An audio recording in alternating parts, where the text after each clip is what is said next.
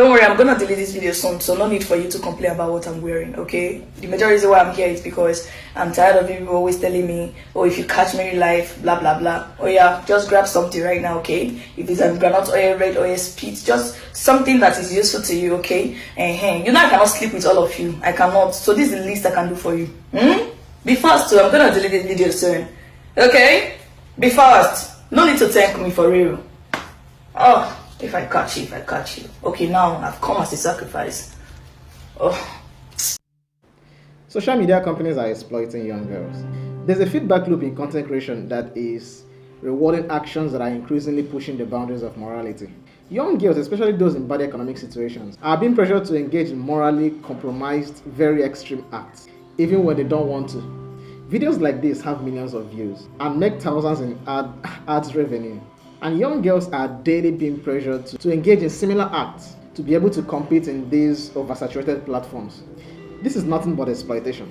This type of exploitation has been marked as survival because there's a mass decay of shame in the entire human population at flash speed rate, a very alarming rate. I strongly believe that sometime in the future, before you use social media, you have to agree to a warning that says people that use social media are liable to die young. I mean, just like cigarettes. Consider like some decades ago, cigarettes were considered very safe.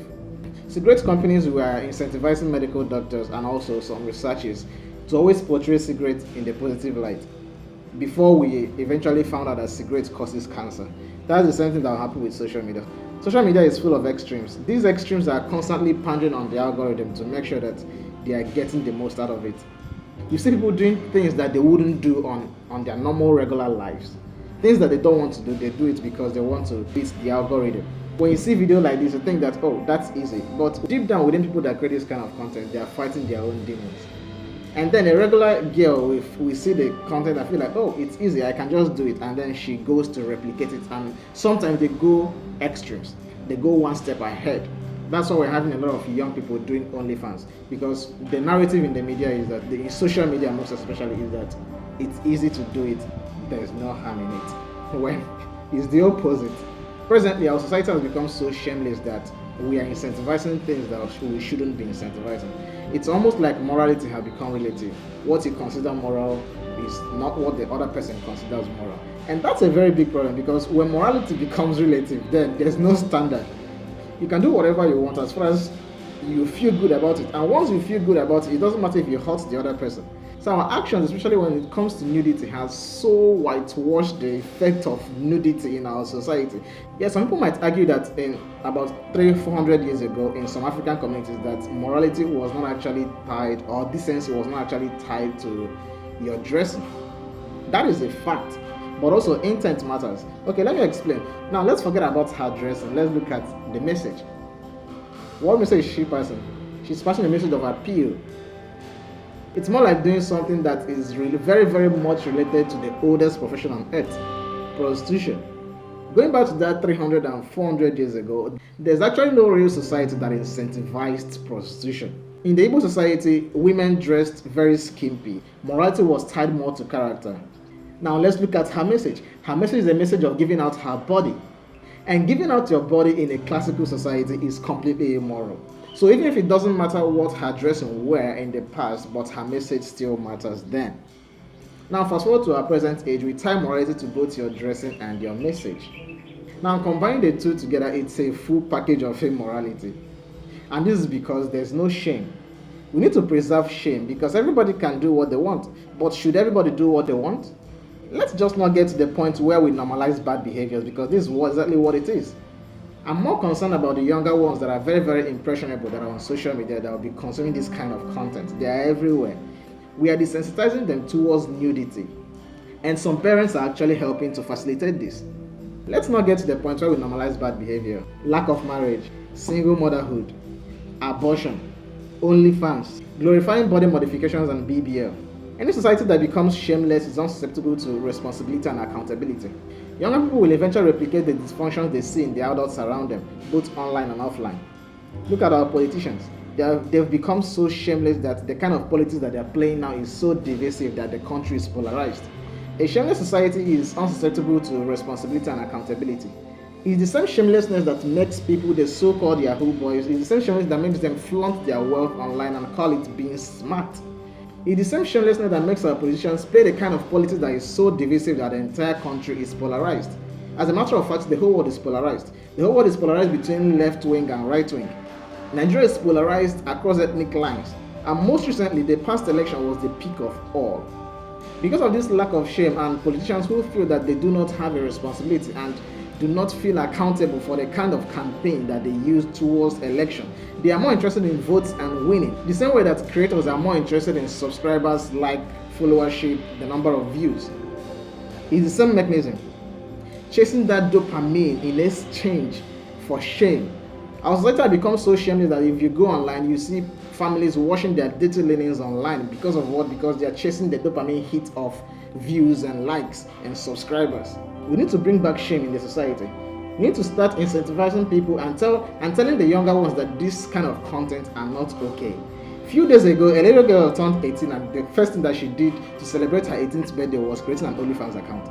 And within 3 hours of creating the OnlyFans account, she's already a dollar millionaire. $1 million. That's our society. That's the kind of message that we are preaching. We need to bring back shame. Men should be shamed for being irresponsible. Politicians should be shamed for being irresponsible. Young women should be shamed for being irresponsible. Everyone should be shamed for being irresponsible. This entire message about live your life, do whatever you want, it's your life, this individualistic lifestyle that we've succeeded in creating for ourselves is not good for the society. The entire human society works on collectivism, not on individualism.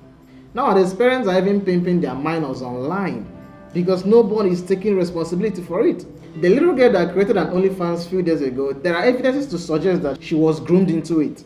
Very soon, we have people that are getting pregnant and producing female children just to use them as objects to make money in the future. Basically, the primary reason of having children. The society is seriously degrading. We need to bring back shame.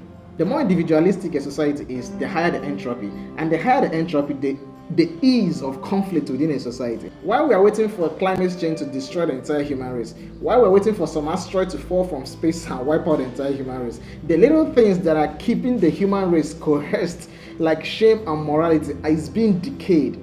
And by the time they are done decaying, the entire human race will go up in flames. You know why? Because these are the little things that keep the human population coerced, that keeps us together. The collective nature of our existence is what is keeping us together. That you realize that right is right and wrong is wrong is the moral standard. And once we are done preaching this message that morality is relative, that right can be wrong and wrong can be right, it becomes a free world where you can claim that in your eyes, your actions are just right, even if it requires hurting the other person. Degrading the entire human population into a state of moral relativism is a dangerous pathway, and social media is facilitating it. People are doing whatever they can online to maximize the algorithm. OnlyFans has succeeded in making all the girls in the world prostitutes. I saw a data recently. I don't know how credible the data is, but it says that 1 out of 17 girls that you meet in the United States are on OnlyFans. That's crazy. 1 out of 17.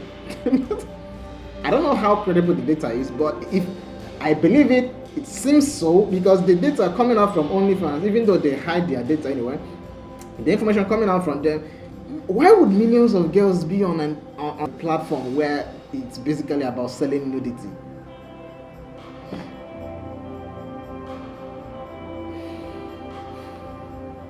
Dangerous. The entire human society needs to start emphasizing to young people and teaching in schools that reputation matters. Your reputation matters. It's not just about living your best life, your reputation matters. Don't be known as a cheat. Don't be known as a whore. Don't be known as a dishonest person. Don't be known as a liar.